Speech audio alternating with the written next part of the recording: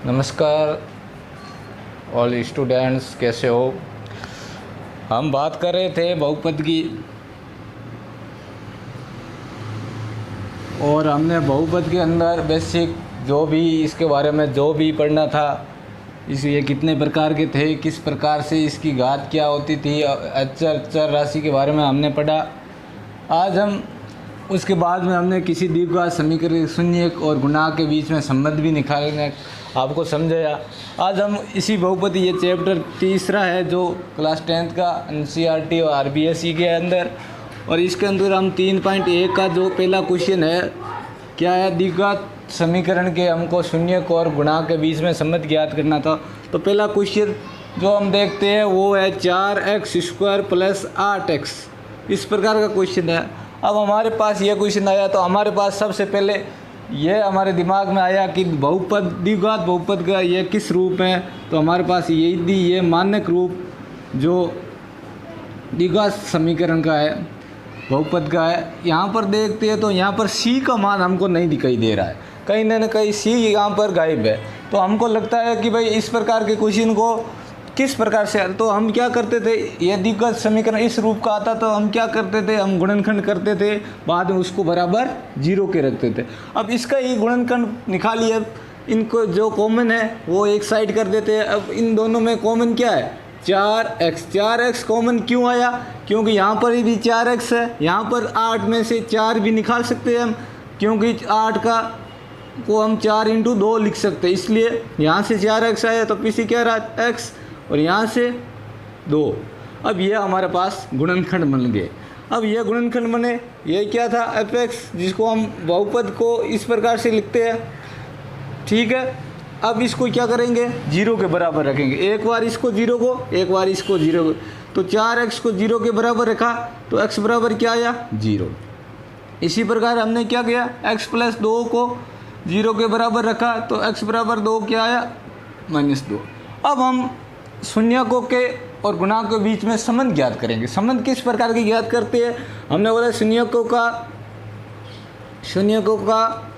योग क्या था, अल्फा + बीटा। हमने बोला कोई शून्यक द्विघात समीकरण के अल्फा और बीटा है, उसका योग किसके बराबर होता है, -b/1 के। तो हमने बोला अल्फा और बीटा हमारे पास 0 और -2 है, 0 और -2, और -b यानी b का मान क्या है, यहाँ पर 8 है तो -8, a का मान क्या है, यहाँ से 4 है तो 4 लिख दिया। अब देखिए 8 में 4 का भाग गया तो कितना रहा, 2, ये माइनस का चिन्ह है। अब देखिए ये -2, ये -2 दोनों बराबर आ गया, तो देखिए साथियों दोनों इक्वल आया। इसी प्रकार हमने क्या, यह शून्यकों का योग ज्ञात किया। अब हम बात करेंगे इसके नीचे शून्यकों का गुणनफल। किसकी बात कर रहे हैं, गुणनफल की बात कर रहे हैं। क्या होता है गुणनफल, अल्फा बीटा, अल्फा गुणा बीटा बराबर किसके होता है, c/a के। अल्फा × बीटा क्या होता है, अल्फा क्या है यहाँ पर 0, 0 से कोई भी संख्या से गुणा करते हैं तो क्या आता है, 0। अब c का मान क्या है, यहाँ पर c का मान कुछ नहीं है, 0, 0 में कोई भी संख्या का भाग दिया जाता है, क्या आता है, 0, यानी दोनों बराबर है। तो हम कहेंगे कि अतः शून्यकों का जो योग या शून्यकों का जो गुणनफल योग इस प्रकार के, हम इसकी जांच को बताएंगे कि इनके शून्यकों का गुणांकों के बीच वो संबंध है, वो सत्य है। अब बात करते हैं हम नेक्स्ट क्वेश्चन की, दूसरे क्वेश्चन की बात करेंगे। पहला 3.1 की बात चल रही है यहाँ पर। 3.1 के पहले क्वेश्चन का पहला भाग किया हमने, इसी के पास हम दूसरा भाग करेंगे। दूसरा क्वेश्चन क्या है, देखिए 4x² - 4x + 1।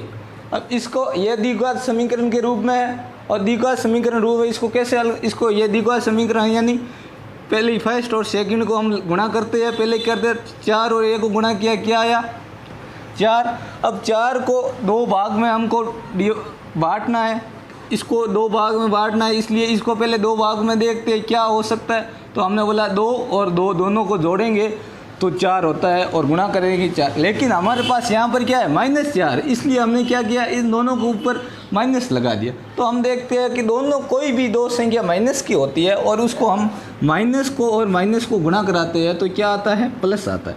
यदि दो संख्या माइनस की होती है उसको जोड़ते हैं तो हमारे पास क्या आता है, माइनस आता है। देखिए कोई भी दो संख्या दोनों माइनस की गुणा हो तो क्या आएगा, प्लस का। यदि दोनों को जोड़े तो क्या आएगा, माइनस। अब देख दोनों जोड़ने पर क्या आ रहा है, माइनस का आ रहा है, गुणा करने पर 4, तो इसको हम इस रूप में लिख सकते हैं। ये रब कार्य करना है आपको, क्या करना है, रब कार्य। अब यहाँ से हम फंक्शन है ये, इस फंक्शन को इस प्रकार लिखेंगे 4x² -2x, इसको 2 भागों में बांट दिया, +1। अब क्या है, 2 का जोड़ा बना देंगे। अब इसमें से कॉमन क्या आ रहा है, 2x आ रहा है, यहाँ से 2x गया, यहाँ से 2x गया, पीछे क्या रहा, 1 रहा। देखिए 2x कॉमन निकाले तो 2, तो यहाँ से 1। अब यहाँ से क्या कॉमन निकालेंगे हम, यहाँ से 1 ही कॉमन आएगा, क्या आएगा, 1। अब 1 माइनस का कॉमन आया तो यहाँ पर ये माइनस कॉमन आ गया, तो पीछे क्या रहा, 2x। और यहाँ से +1 में से माइनस का 1 कॉमन आ गया, तो हमने बोला 2 माइनस के होते हैं, 1 माइनस के बाहर आ गया तो 1 पीछे क्या। कुल मिलाकर मैंने आपको बताया यह पद सेम होता है, ठीक है। अब 2x -1 ये गुणनखंड ये बन जाएगा, ये गुणनखंड ये बन जाएगा, दोनों गुणनखंड बराबर बन गए, ठीक है, दोनों गुणनखंड बराबर बन गए। देखिए एक बार दोबारा इसको 2 भागों में बांटा, ये सही आ रहा है। यहाँ से कॉमन लिया 2x, 1 यहाँ पर कॉमन लिया, सही आ रहा है, दोनों बराबर आ गए।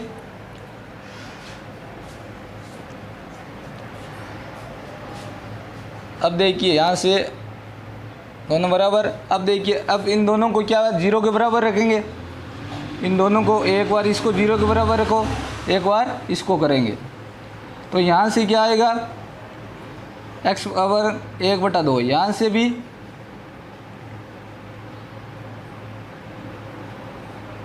x बराबर 1/2, 2 आइए शून्य, 1/2 1/2, 2 शून्य का आगे। अब शून्य की जांच करेंगे कैसे, वो सेम लाइन लिखिए। शून्य का योगफल क्या होता है, अल्फा प्लस बीटा बराबर क्या होता है, -b/a। अल्फा प्लस बीटा यानी 1/2 + 1/2।